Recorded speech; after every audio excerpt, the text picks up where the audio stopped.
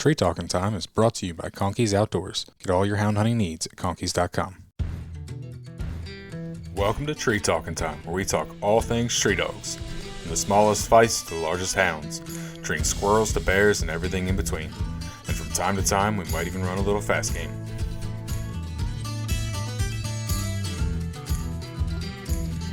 Hello, Ben. Hey, Doug, how you doing? Good. Been on the go all day today. Get all your mowing done? No. I'm about ready to, instead of mowing this grass, Ben, I think I'll put some weed killer on it. I'm right there with you. I need to spray some around my fence, on my fence lines and all that, but it's been so wet lately. It's been hard to get a couple dry days to do it. Well, if you ever get anywhere close here to the house, give me a call, and I'd like to meet you. For you to stop in sometime, Ben. Yeah. Well, how far are you from Richmond, Indiana? Oh, that's where Autumn Oak's at. Yeah. I can't say. I'm going to say an hour. Okay. Maybe, Ben, it might be a little bit more than that, but not. If it is, it's not much. Yeah. I've went down there before. Yeah. Looked around, never did see all of it. I've been the last several years. So I'm kind of still on the fence if I'm going back this year or not. Yeah. That plot dog I had, we put him in that hunt once or twice. Okay. A friend of mine was hunting him. I wasn't able to. We put him in there. Didn't do no good. Yeah. That's part of it. Yes, it is. So. But the guy I got that plot off of, being Brent Zink is his name. I don't know if you know him or not. And Brent is good. Brent is good with dogs. Brent is good with dogs. But he told me, he told me when I started hunting that plot dog in the hunts. He said, "You're going to lose more than you win." And I thought, "Boy." And I tell you what, you get in a cast of 3 walker dogs and you got a plot, you ain't going to get no favors. No, you're not. If anything, he's going to be 600 yards from you, and all 3 of them are going to swear up and down that he moved, and the dog never shut up. Yeah. I've had that happen. Unfortunately, it seems like especially on the local level, like the smaller hunts, you tend to see more issues like that than in the big events. Yeah. This was Walker days. Oh, wow. Up in northern Indiana. I don't remember where it was at now. We hunted in Michigan that night. Mm-hmm. That's good hunting up in there, man. Used to be real good. Yeah. I imagine it still is. Leopard Days next year is up kind of like the middle of Michigan. So I've heard it's pretty good hunting up there. Where at? I think the club is in Lapeer. It's about an hour and a half north of Detroit. Okay. You get up in there, I don't know where it starts, but you get in them porcupines, and them things ain't no fun. Yeah. I don't know where they start. I know we have some here in Pennsylvania, not down where I live, but we have some up further north of me. Several years ago, I don't know if it was, I'm going to say Vermont, but I'm not positive for the state. But I seen where they had coon season year round. Mm-hmm. Man, I was ready to go. There's actually surprisingly quite a few states that have a year-round coon season anymore. They talked about having it here in Ohio, but they never have. They should. I was against it when I heard it, but, as many coon as there is and stuff, and there's not many people hunts anymore, other than competition hunters. Yep. They never did do it, and I assumed it was probably because of money. Yeah, I don't know. I mean, I don't think there'd be a ton of people that would.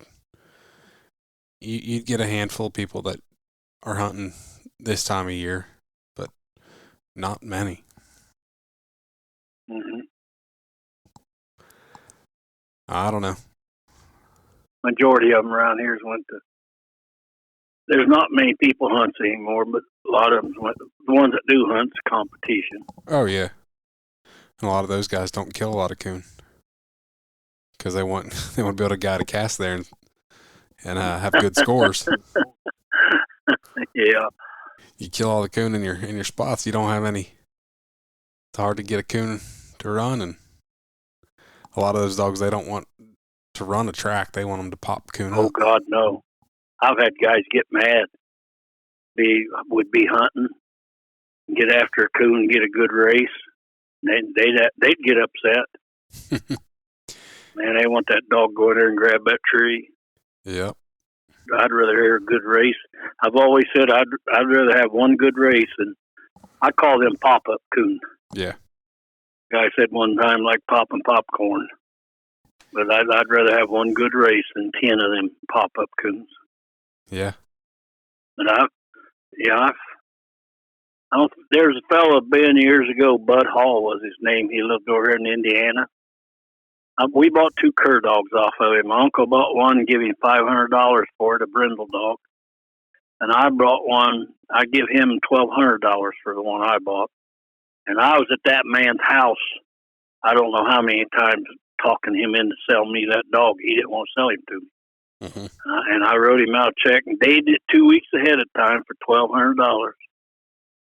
And I brought him home, and I hunted him a couple times, and I knew right then that dog ain't leaving here. Ended up later on, somebody stole him. Oh. I don't know where he went. Lucky enough, I got insurance on him because at that time, hell, I had 2 kids and a family. Yeah. $1,200 was $1,200. Yeah, that was a lot of money. But anyways, I got insurance on him, Ben, and I was hunting him back here, squirrel hunting him.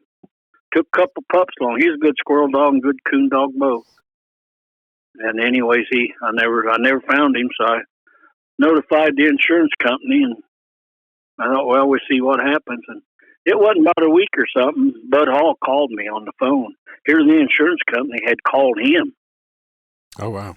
And asked him some questions, and they ended up giving me the money, and there's no problem. But I did hear some guys that, would get a dog and get insurance on it and say the dog was dead and collect the insurance money, and the dog's still standing somewhere breathing.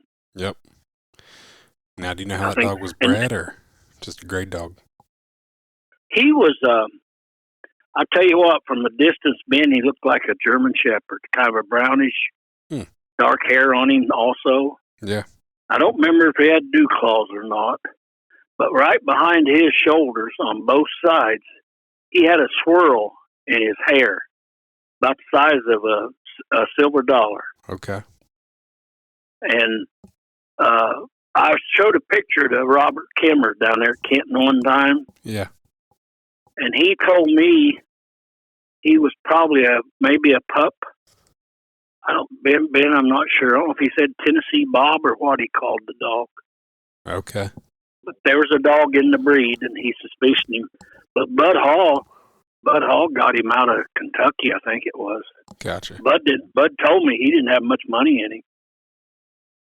But he road hunted that dog. He would hunt him right along interstates. Jeez. And just dump him into the woods and sit there on the road. And he said if Buck didn't tree in that woods, he'd come back to him, he'd load him up. But he'd hunt him right along the interstate. And Bud loved to kill coon. Yeah. He loved to kill coon. When I first got him, started hunting him, I went down there and tried him out that night. We made 2 or 3 big oak trees. It was kind of humid. We had heat lightning. Mm-hmm. It wasn't a good night to hunt, really. But we never seen a coon, and I wrote Bud out a check for $1,200, and dated it 2 weeks ahead. Yeah. And anyways, I come back and I hunted him some. And best dog I knew of at that time was a little leopard-colored female down by Bell Fountain. And I bet that dog didn't weigh 30 pounds. When we hunted, that guy let her sit on his lap up front. But we treed that night. We took Buck and that little female, and then we took that brindle dog my uncle had bought for $500, which he was a good tree dog. But that was, he wasn't good at the other stuff. Mm-hmm. But anyways, we took them 3 dogs. Ben, I don't know how many coon we treed that night. It was a bunch. And I knew right then, this dog's mine. Yeah. But Bud called me after that and said, "Doug, you bring that dog back. I've got your check right here. You can have your check back." I said, "You just cash that check." That's funny. But he was nice little dog, and you could hunt him 2 times. Ben, we got patch woods around here. Yeah. And I'd dump him in a patch woods, the shortest distance from the road, and I'd sit on the road. And anyways, the wind would be blowing a certain direction, and I'd drive around to another spot so the wind was coming towards me. Yeah. And that way, if he treed, I could hear him back in there. He would not cross sections on you. He'd hunt out of woods and come back where you had him, where you dumped him. But anyways, 2 different times, Ben, that dog, I'd be sitting at another spot other than where I'd turned him loose at. And that dog come back to where I'd turned him loose, and I'd hear him bark. And I'd drive back around there and pick him up. He'd done that 2 times for me. Pretty smart dog. When he'd jump up on you, his claws, he'd hug you with his front feet. He'd never hit you with his claws, toenails. Yeah. But he hugged you. And I'll tell you another thing, and I had him for a while Bud was the one told me. If he was setting treat in there and another dog come into him, he'd growl at that dog, try to run that dog off that tree. He wouldn't fight, but he didn't want that dog there at that tree because that was his coon. Mm-hmm. And I didn't even know he done it, and I hunted him with other dogs. But he wouldn't let you catch him at it. When you get in close to him, there's no growling then. Mm-hmm. And Bud was the one who told me that. And like I said, I'd hunted him different times, and hell, I didn't know it till Bud told me. Yeah. And they say dogs are dumb, huh? Some people think that. And some dogs are. But then there's some smart ones out there. Yeah, to me, if you get a good one and you hunt him, pay attention. He'll teach you something if you pay attention. Oh, for sure. You still hunting your leopards? Oh, yeah. How many you got? Oh, I've got a few. There's too many. I have 2 purebred, 2 full leopards, and then I've got a half leopard, half plot. And I think I've got a litter of pups on the way. How's that half plot, Ben? I like him. He was born Good here. Tree dog. He is. He can be a little tree happy at times. Sometimes, especially the dead of winter, he tends to be more accurate. If I lay him up and then we start hunting again, he tends to, or if I shoot a lot of coon out. But if I hunt him hard, he's a pretty decent dog. But like I said, if he gets laid up or if I start shooting a bunch of coon out, he loses his mind when you shoot too many coon out to him. He's better off you shoot one every once in a while. I've heard guys tell me that about a dog. So that's granted. I don't have a ton of coon around here, but like if I go somewhere, and we shoot quite a few out, he starts missing more. He just gets a little too anxious, pulls the trigger a little too quick. I was going to say, he gets wound up. Yep. So, but no, when he's hunted up and hunted hard, he looks pretty decent. I like him. He minds like a cur dog. Steve Ingram one time had a female. She was black-bodied and brindle trim. Chop mouth. Mm-hmm. I don't remember what her name was. Steve had a dog. Ben, he called her Lady. Okay. Dragon Lady, I think her name was. Yeah. I'm familiar with and Dragon Lady. She had long hair. Yep. She was blue Merle. Yep. And at night when that dog looked at you, her eyes was blood red. Huh. And I think it was Sherman Border. Somebody had a dog look just like her. And I don't know if they're related or not. But when that other dog, and I think Sherman Borders had it, but I can't say for sure. But anyways, when that other dog looked at you at night, its eyes was blood red also. That's weird. But to me, that was the best dog I seen Steve had as far as I was concerned. Yeah. Dragon Lady, and with that long hair and everything. Yeah, my God, that won't tree a coon. There used to be a guy out in Kansas named Dennis Pruitt that had a bunch of long-haired leopards.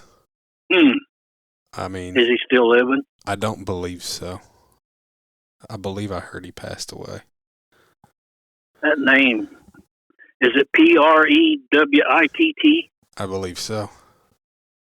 That name seems familiar, but he wrote for Full Cry a lot back in years ago. I bet that's where I seen it. And then, but yeah, I was actually just talking to him about him today with somebody else, and I'm pretty sure them long-haired leopards came from when Richard McDuffie was he was breeding farm shepherds too at one point, and I know he crossed leopard into his farm shepherds, and I'm pretty sure one of them got crossed back in to the leopard dogs because them dogs look like they had some collie in them or something. You don't just get hair like that out of nowhere. Who was it who used to advertise a tree and farm shepherd? Yeah. Well, it might have been McDuffie. Probably. I think they had a registration for them. Yeah. Yep. That might have been McDuffie. Richard could sit down. I went down there twice and hunted there at the leopard den. Yeah. Spent a week. But Richard could sit down, Ben, and say he's sitting at a table and 4 or 5 good coon hunters was sitting there talking. Richard could sit there and take that in and sit down then and write a good hunting story about it. Nice. Richard would fall down.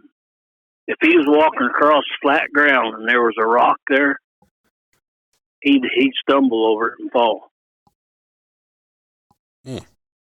He would take, when we went down there, he'd load up 3 or 4 dogs of his own. Hell, we may have 6 or 7 dogs when we go.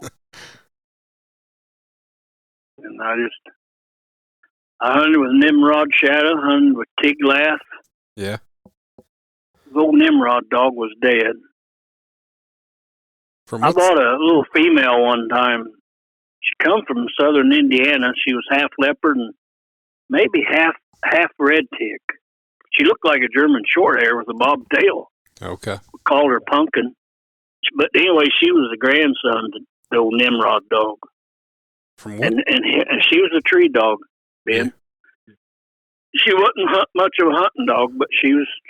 One year, I needed a tree dog, and I hunted her one season. I bought her as a puppy. I think I give the man $5 for her down at Kenton. Yeah. But anyways, like I said, she made a tree dog, and I give her to my father-in-law, and then I was needing a tree dog one season, so I got her back. He didn't hunt that much, but I got her back and hunted her that winter, and then went on with something else. I got mad at her because she didn't hunt too good, but I needed a tree dog. Yeah. That's before I ever got into them black dogs.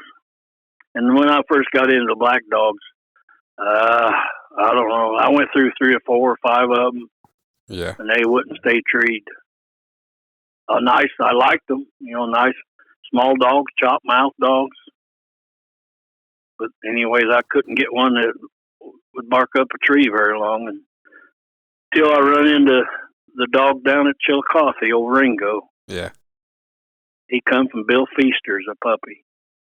Gotcha. And I tried to get Carson to sell me that dog, and he would not do it. Everything else he had, sooner or later, I could buy it off of it. Yeah. Especially when coon season went out. He didn't want to feed them through the summer. I've heard a lot of guys used to be like that. Yep. But he never would sell me that dog. And when I started line breeding what I had, I line bred back to that dog. Mm-hmm. That dog was for real. He didn't say much on track, but man, he was a hunting son of a gun. Stay treed, be sitting there at that tree when you got there, and big chop mouth on you. You could hear him for 2 miles if the wind wasn't blowing. Yeah. But he did reproduce. You get a puppy out of him and you hunted it. You had your dog. Yeah. Before you got the black dogs in it, you've told me you've hunted a lot of gray dogs and stuff. Was there anything that you hunted in particular that you kept for more, for a couple generations or anything? Or was it just individual dogs that you had different? Ben, when I first got out of school, Earl Phillips was just starting a Tennessee tree in Brindles. Yeah. And I got a friend to go with me, and I went out there and bought 2 puppies off of him. Bought a little female, my father-in-law owned it, and then I bought a male pup off of him. It was out of a dog called Dandy Dan. Dandy Dan had supposedly won the Georgia State Championship one year. Okay. And the dog I got, I called him Noog. Where I got that name at, I'll never know. But Noog wouldn't hunt much. He wasn't much of a hunter. And he was a good tree dog. He made a good tree dog. When he was young, he wanted to sit there and just look up a tree, not bark. I'd walk past. I knew he was sitting, I knew what was going on. Yeah. I'd walk past him like I didn't see him, Ben, and that sucker'd bark some then, and I'd come back and pat him and shoot the coon out to him. But like I said, he wasn't much of a hunting dog. And one night, I was hunting out north of town here, and as big a woods as we got around here. But 3 times, that dog, and I just walked through this area. 3 times he sat down and started treeing behind me. And I went back and shot a coon out to him. Now, I had a little red cur dog that my grandpa had got out of West Virginia. He was just a great dog. And he was a lot better track dog than that Tennessee tree and brindle was. Okay. But that dog didn't know the coon was there, but that brindle dog, he'd go and check every tree in the woods. Mm-hmm. Like I say, he wasn't much of a hunting dog, but man, he'd go around them trees just checking them, and that's how he found his coon. Yeah. But I got so mad at him one night. I was right across the road from the house here, and he come in to me, and I thought, you ain't been gone that long ago hunting. And there was a fence, Ben, between me and that dog. I never laid a hand on him, but I kicked that fence like I was going to kill him. I was mad.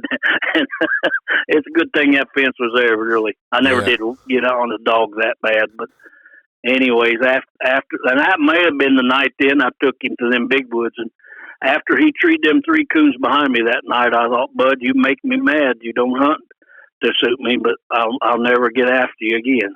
Yeah. And I didn't. I just put up with it. I'll tell you something else he would do.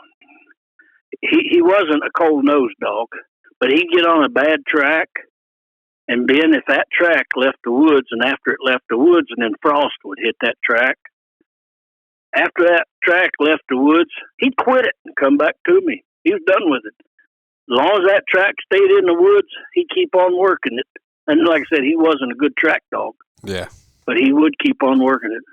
And that dog got 5 years old before he'd ever really, try to stick on that track after it got out in that field.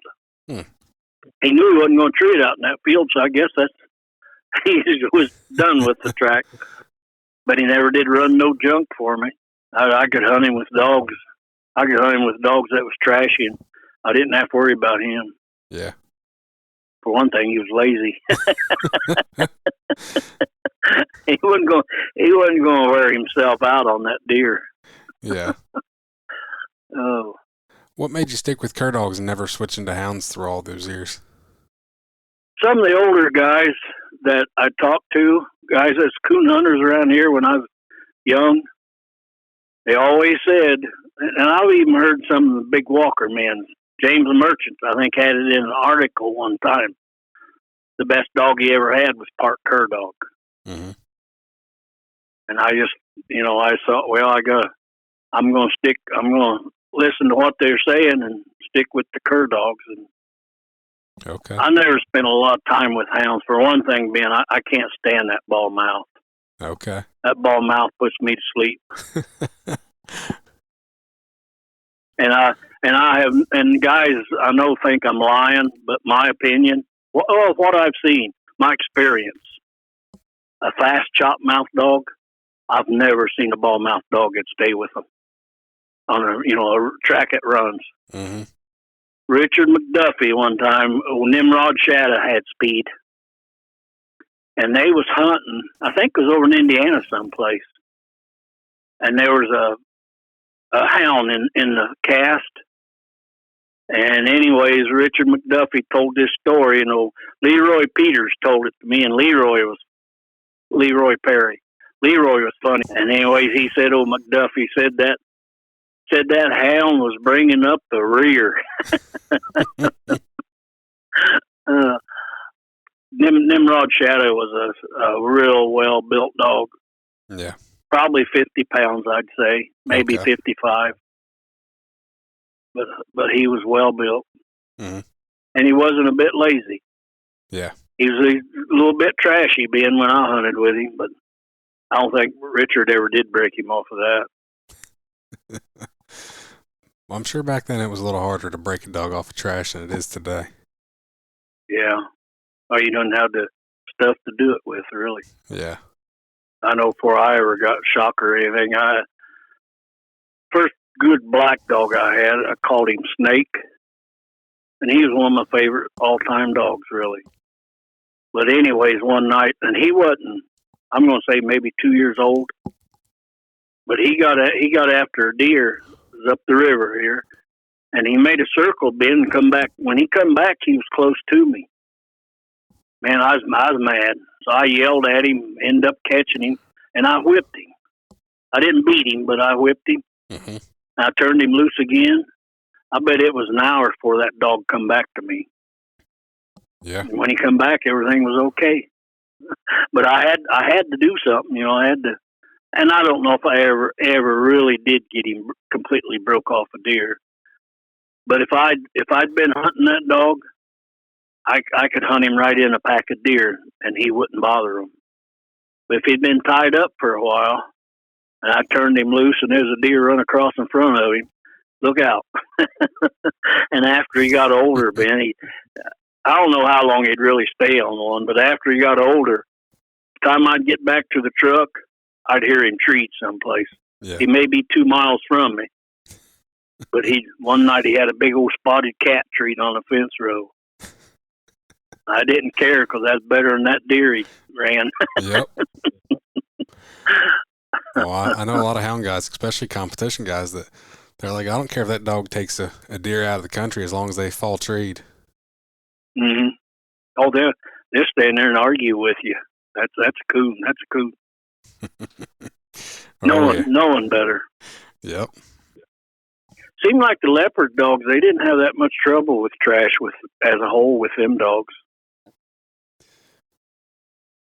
I'm just trying to think. I don't had too much issue. I don't know anybody that's really had a super trashy dog. I've seen some guys, they'll bump a deer here and there, but young dogs. Yeah.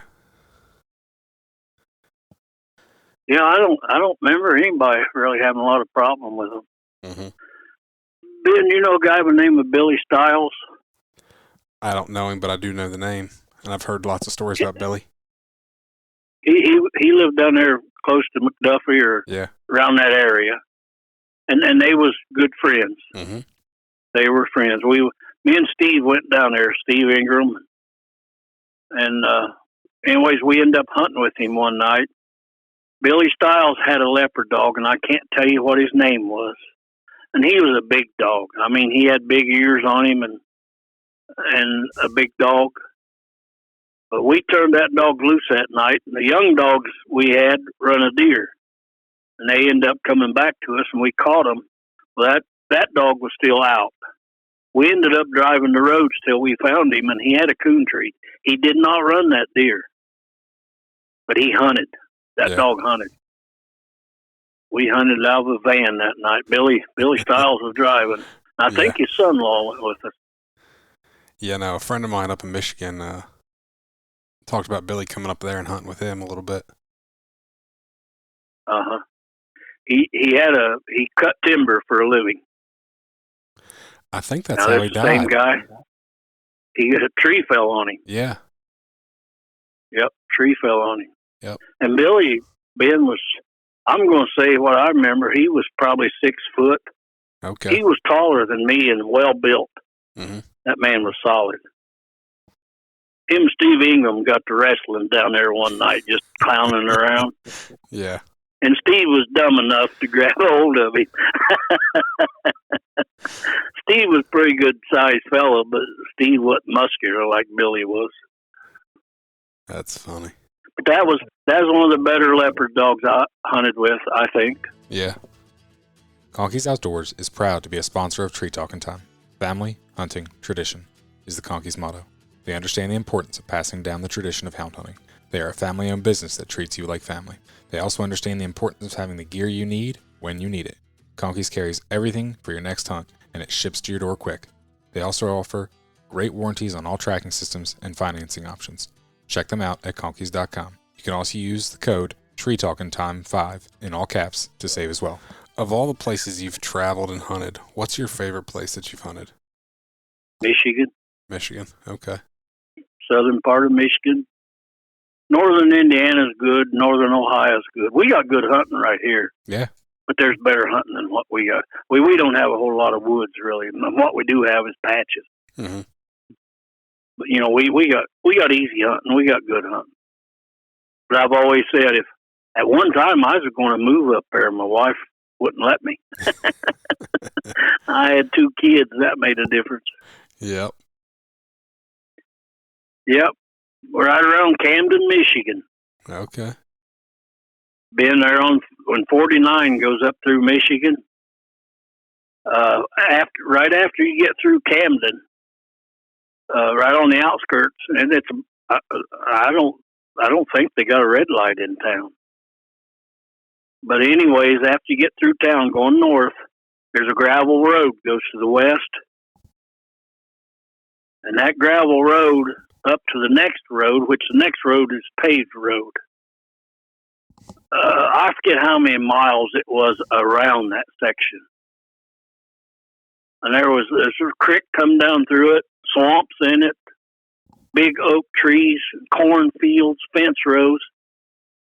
I think we got 21 coon out there one night, or 20. And the dogs treat every one of them. Wow. I remember we got on the north side of the section, and we had so many coons we had to tie the dogs up and skin them. Yeah.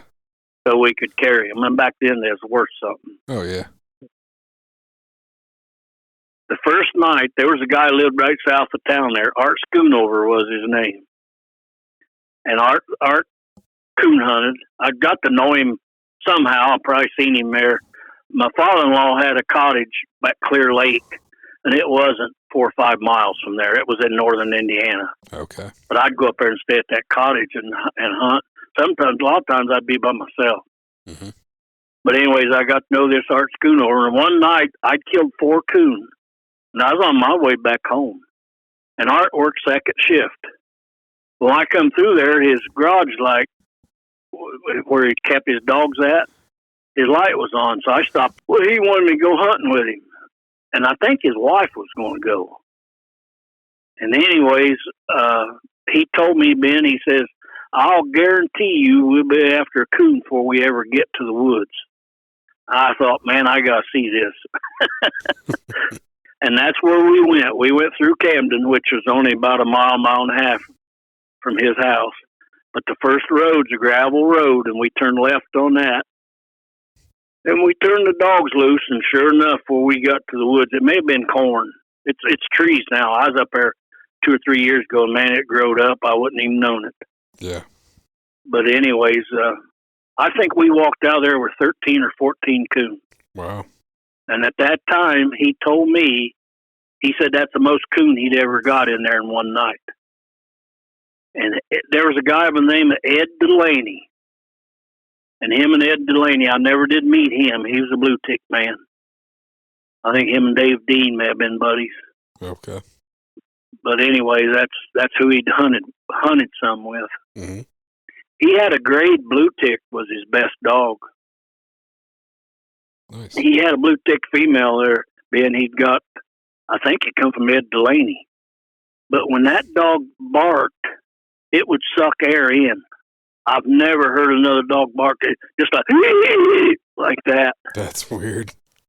And she should have been shot. I think his great dog. I think he called him Frank, but I'm not sure. But he was kind of a pretty blue tick. You know, he wasn't real heavy boned, yeah. But that was his best dog. He had 3 or 4 dogs. But that's the best hunting I've ever been in up in there. Okay. You drive around them sections, and you know it may take you 5 miles to get around them sections. That's a big section. Yep, but from the road, you look back in there, and you think, well, there ain't much woods there. Well, you walk back there, and what it is, the woods may be down over a hill. Mm-hmm. All you're seeing is some of the trees that's tall enough where you can see them from the road. Gotcha. But there were swamps up there, and it's just best hunting I was ever in. Nice. Every now and then we'd get some races. Best races I had though was probably down there at McDuffie's. Okay. I was down there in February, and I think cooner mating in, but we had some real good races, and it's thick down there. It's if you ever been down there, Ben, it's real thick like Michigan is. Yeah. But Michigan, the ground is soft. A lot of that stuff, man, you just stand there and jump, and it's like jelly. Mm-hmm.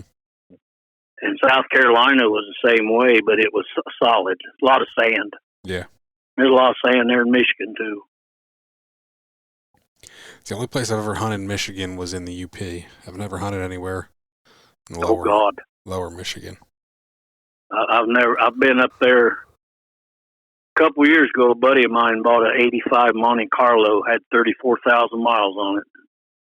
I went with him to help him drive, and that's the only time I've been to UP. They talk about bear hunting up there, and I don't know how the hell they do it, Ben. That's what I want to. What I seen was so thick. Oh, it's thick.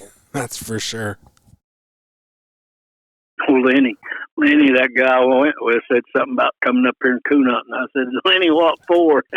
Well, them coon are like bear cubs up there. They're like 30-pound coon. Oh, yeah, I bet. I went to Minnesota and Wisconsin, and we got in some 30-pound coon. And it was good hunting. When I went up there, coon season had just come in. But I was hunting with an older guy, Richard, and which you might have at least heard the name Richard Bailey. He got a lot of dogs from Richard McDuffie back in the 60s and 70s and 80s. Mm-hmm. And I went up there to bear hunt, and we were talking about coon hunting, and he's like, I'm too old to do both. He goes, you want to go coon hunt? We'll go coon hunt. But he's like, there'll be no bear hunting tomorrow if we do. He's like, I can't be out all night coon hunting and then turn around and get up and bear hunt tomorrow. Oh, I've read some of them stories and plot people, right, about, hunting up in there. Yeah. Some of them talk about them wolves are bad. Oh, yeah, they are. Places, I guess. I guess right after I was up there, the one area that I hunted that winter, guy lost a couple dogs to some wolves. And the one day we were hunting,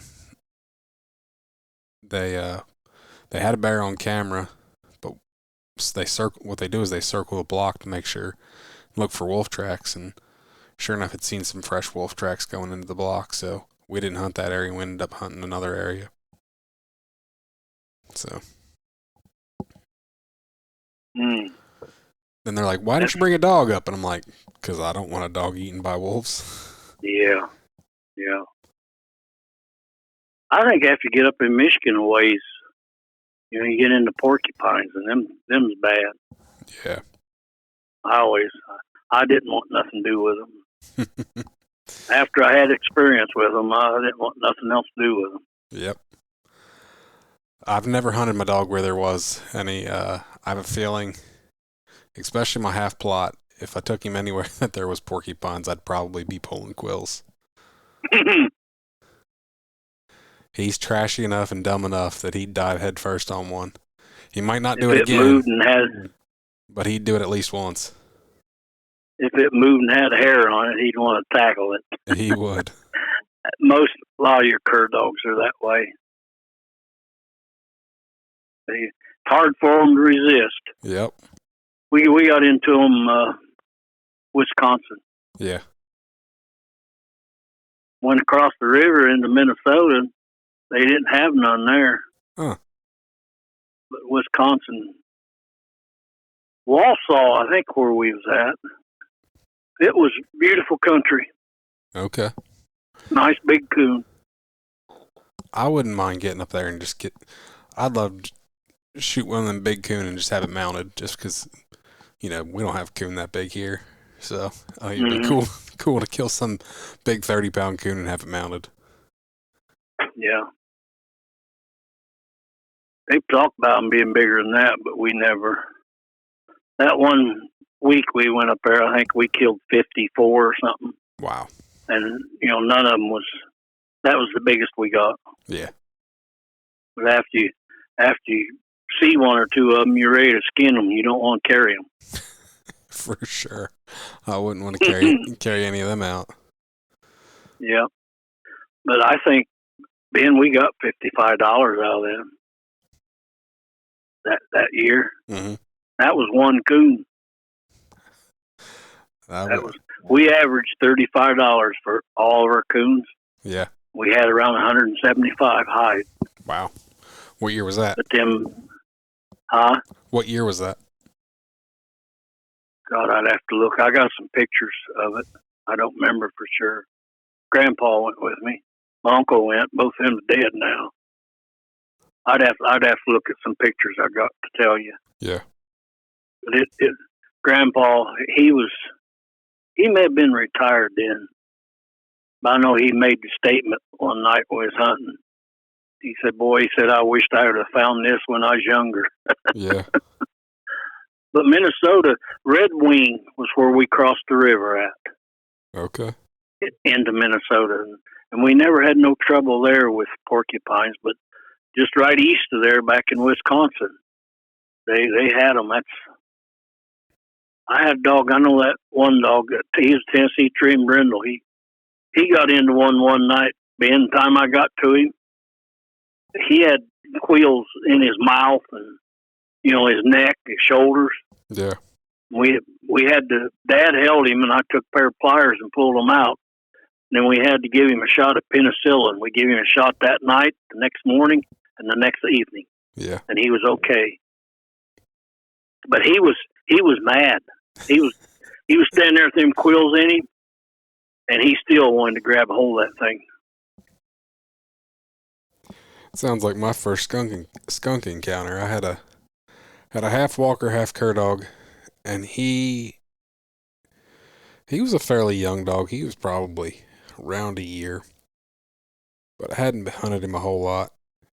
And one night he caught a skunk out on the ground and just couldn't kill it. Just didn't know what he was doing. And so he'd run over and grab it, and then it'd, fight back a little bit, sprayed him a bunch, and then he would just sit there and bay it. And I had to wade into that whole mess, shoot the skunk, because I couldn't get him to leave it alone. I didn't have any sort of e-collar on him, shock collar on him to get him to leave it alone.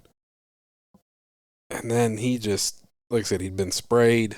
It was a big old mess. So. One night I had two black dogs. I think Pedro and that female, I think that's the one I think somebody stole later on, but I turned them loose here west of town, and they shot past 3 or 4 woodses and crossed the road and caught a skunk on the ground.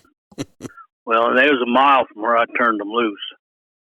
Well, when I drove down there, Ben, they had that just a little bit off the road, the county road, but they had that skunk. They had it stretched. Yeah. And boy, I was pissed because, like I said, they'd went by 3 or 4 woodses. And I put a leash on both them dogs, and I grabbed that skunk and I started whipping. I didn't care what it smelled like. Oh. Knock on wood, luckily I haven't had too many bad skunk encounters. I've had other dogs sprayed, but a lot of times it was, well, like the one other dog, I watched it happen. Basically, he was a young dog, and he basically walked up and sniffed it, and it sprayed him. He didn't. He wasn't even going after it. We turned him Did loose. that break him? We turned him loose on a path, and they ran off, and all of a sudden they run up across this skunk, and like I said, all he did was walk up to it and smell it, and it sprayed him. So never had any issues. I had a couple times I was walking along the edge of the woods, and if I could, I'd go without my light on. And anyways, I walked right on top. Twice I walked right up on top of a skunk, and they raised their tail up to spray me, and boy, I was backpedaling. Oh. They never sprayed me. Just as soon as I seen them, man, I was going backwards. Yeah. But how about another step or two, I'd have been right on top of them. I never did. One night I got into a skunk and come home, and I took my clothes off out on the back porch and come in the house, and I took a shower, used a lot of soap, crawled in bed, then the next morning when she woke up beside of me, we was talking about something. All of a sudden, phew, she said, "What's that smell?" Oh, hell, we slept all night, or part of the night anyway. Yeah. She knew what it was, but she could still smell it on me. Yep. Another time, my uncle had a young dog that was getting into skunk, and he wanted to know, what he could do to get rid of it. Ben, this is the truth. I made up some kind of recipe just out of the top of my head. I didn't think there's no way. And anyways, he told me after that, he said, "Hell," he said, "that worked." I just made it up. I don't know. Maybe it's tomato juice. I don't remember. Yeah. I just did it. I just did it for a joke, really. Crazy things happen. Yeah, for sure. If you could go back and pick one dog that you've owned over the years and have it again today, what dog would it be? God, man, that'd be hard. It would probably be that Midnight dog. Okay. His daddy, Snake, was more open on track, and I liked that. Midnight wasn't real mouthy. He'd give you enough, you knew he was after something, even a cold track. But he wasn't real mouthy. But Midnight could dominate the hunt. I don't care what you was hunting him with. And he liked the tree first. Yeah. One time, I remember, I thought about it a little bit ago, I was going to tell you, but when I started putting him in some hunts, Ben, he got to the point that he was one tree ahead of them dogs. And the first night I hunted him, when coon season come in, that dog treed 2 or 3 times slick on me. And just cause he was, grabbing that, wanting to get that tree. Yeah. And it made me sick. I was mad at myself. And I didn't put him in no hunts. And he come out of it. And that was what caused it. But he wanted to be first tree dog. And he could too. And he had outstanding speed. I think it's funny. If you would have told me, especially before I really got into this, that dogs could be competitive like that, I would have told you you're a liar until I've seen it. Yeah. I've always thought, somebody asks me something, I'll tell them what I think, and I ain't making it up. This is what I've seen, so I'll pass it on to you. And I know some people think I'm lying. Oh, guys ask me about, what do you do if the dog does this or make them do that or whatever. And I said, well, I can tell you my experience. I don't know if it'll work for you or not, but yeah, I can tell you what I did. Well, if it worked, it worked. If it didn't, it didn't. You've got a lifetime of experience, that's for sure. Yeah, I enjoyed it. I enjoyed it, man. I couldn't change. I couldn't change if I wanted to. Used to, I don't care when it was, dead of winter, summertime. If I went 2 weeks without going hunting, I was climbing the walls.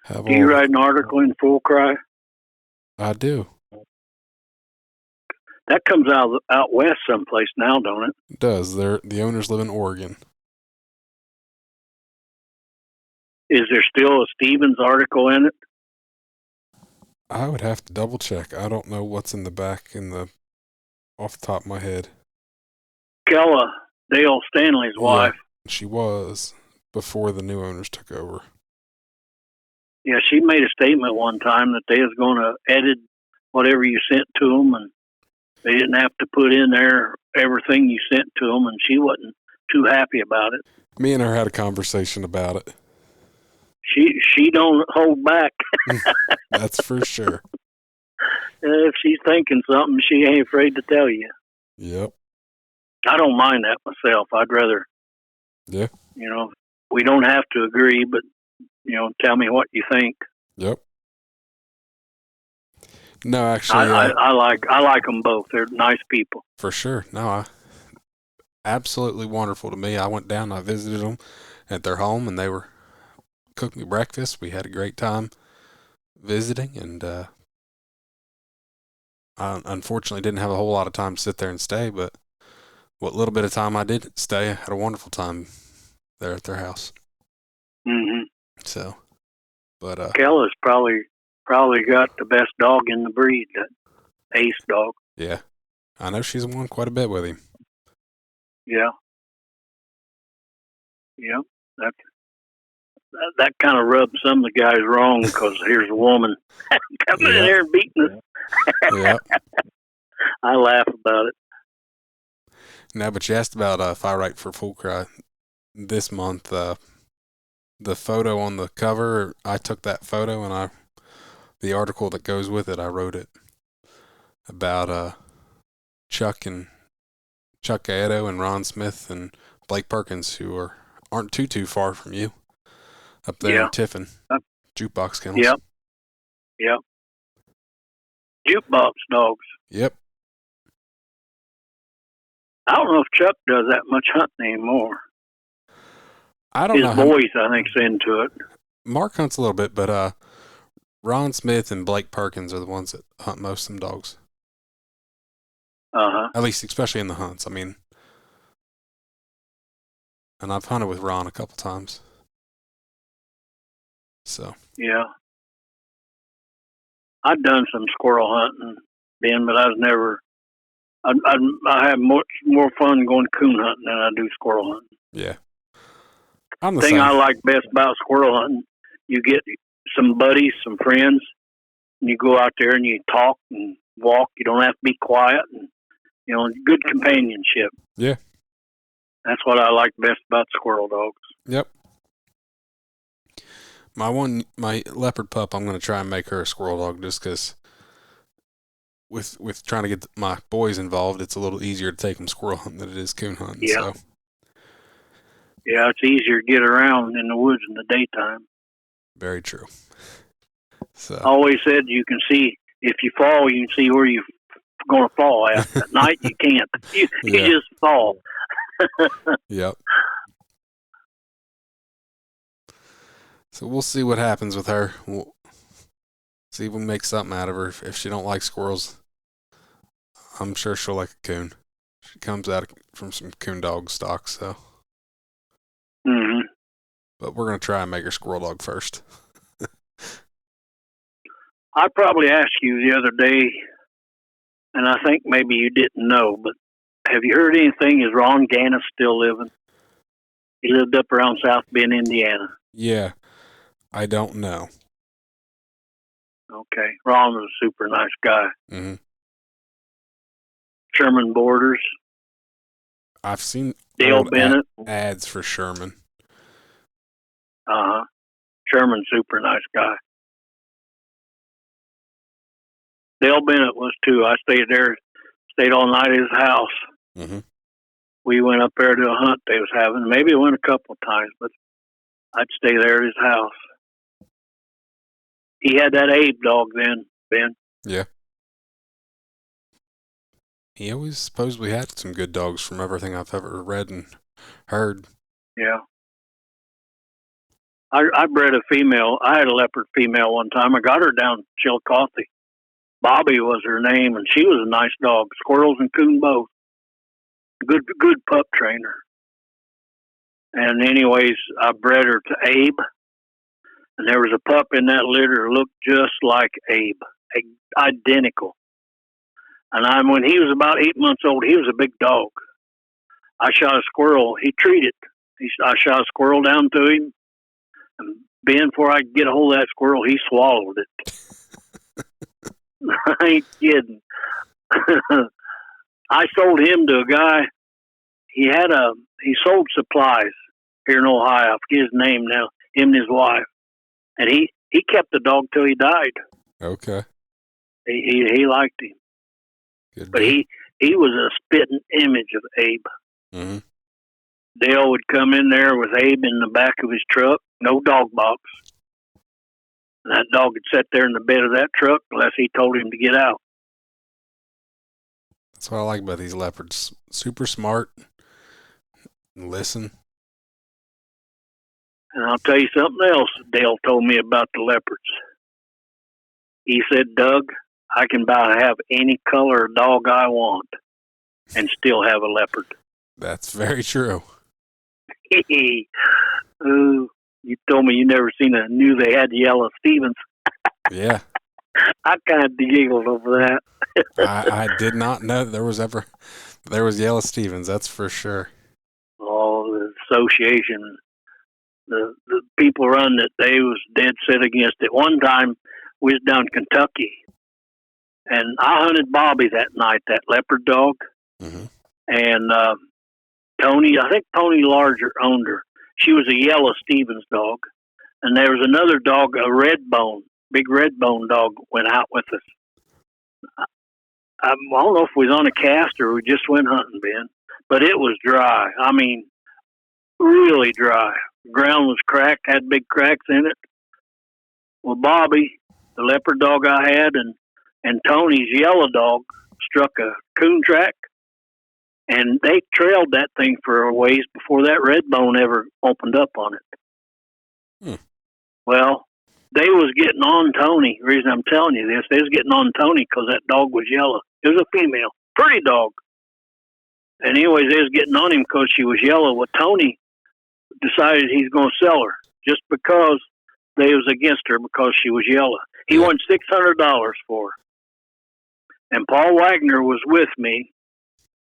Paul lived around east of here, up around Sycamore, Ohio. We went places together. But anyways, Paul was thinking about buying her. And I told him, I said, Paul, if you don't buy that dog, you tell me because I will buy her. Yeah. She was well worth the $600 that he's wanting for her. And the only reason he's selling her because the association was dead set against being yellow. Yeah. And Paul drug his feet, Ben. And time he decided he wasn't going to buy her, she'd sold. Yeah. I never got her. I don't know what ever happened to her. But she was a nice dog. There wasn't nothing wrong with her. But I remember her and Bobby trailed that coon a ways and out in the cornfield before that red bone ever opened on it. That's funny. Now, I like an off-colored dog. I mean, I think that's kind of what draws me to the leopard dogs. They all look a little different. And yeah. I think, and I don't mean this bad, but I think McDuffie bred a lot of different stuff into them dogs, and other people did too. Oh, yeah. Now, I've recently had a lot of conversations about the leopard breed with several different people and kind of what's in them, and they are all mixed up right from the get-go. They were mixed up when McDuffie had them. They're mixed up today. Because, like you just said, you can have just about any color, so you can cross them with just about anything, and it's not like, you know, you breed blue ticks and all of a sudden you get a black and tan dog out of there. Well, what's in there, you know? Or you end up with a red tick dog. Well, did you cross it with an English? Like, no. I mean, heck, a leopard dog, that litter that I had that were half plots, they could have all been registered as leopards as far as color and looks. Mm-hmm. Yeah, but there was brindle in the litter, but there's brindle leopards. So Years ago, Ben, there was a guy. He was a blue tick man out of Oklahoma. I'm thinking Guy Olmsted or something was the name. He had an odd last name. He may have been an Indian. I don't know. But anyways, he wrote the blue tick column in Full Cry. mm-hmm. He had a picture in there one time. It was, maybe in the 50s. Okay. Early. The dog was yellow, and it was a blue tick. I'll never forget that. McDuffie, and I've got the letter here. He wanted to breed one of his females to either Snake or Midnight. Yeah. Did I tell you that? No. Yep. And the reason I didn't do it, Ben, after I thought about it a little bit, if them dogs, the puppies that turned out good, had been because of the leopard. Yeah. If the puppies turned out bad, it'd be because of the blackness in them. Yep. Snake was full-blooded Stevens, but Midnight was only 5/8. Okay. But I've still got the letter here. Interesting. No, I mean, I think you're 100% right. Years ago, Ben, there was no black leopard dogs. Yeah. There are today. Yep. And if a man's trying to better his dogs, what's wrong with that? Yeah. If he feels like he's going to better his dogs, that's what it's all about. I agree. The only thing I disagree with is just the false papering of stuff. Yes. You want to better your John dog, Wick, I think. go for it. John Wick fought that with his dog. Well, John bought that dog, and he had false papers on him. Yeah. And what I read, John had it straightened out. Yeah. But the dog was so good after I read an article one time, he tried the dog out. He was wanting a pretty good price for him, and he took him back. And he couldn't forget about the dog. He ended up going back and buying him. So I actually had Terry, the guy who bought the dog from. Terry really didn't want to sell the dog. John actually kept after him to sell the dog. Okay. So. What's the dog's name? Jug. Yep.